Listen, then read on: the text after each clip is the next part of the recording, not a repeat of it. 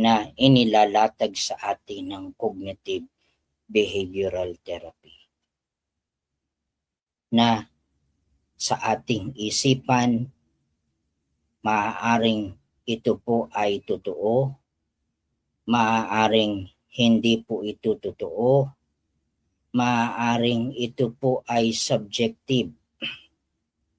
Bakit po subjective? Subjective po ito base sa ating mga napagdaanan sa buhay.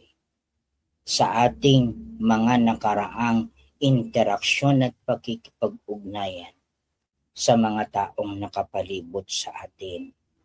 Yan po ang magdidikta at magbibigay kulay kung ano po ang ating iisipin.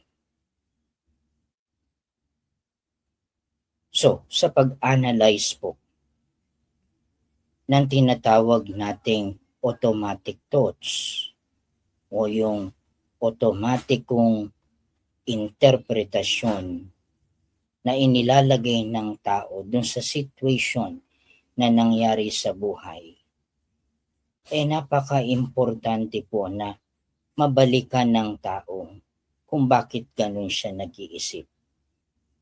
Kaya napakahalaga yung napagdaanan developmentally ng tao na siyang magpoprograma kung paano gagana in an automatic way yung kanyang pag-iisip.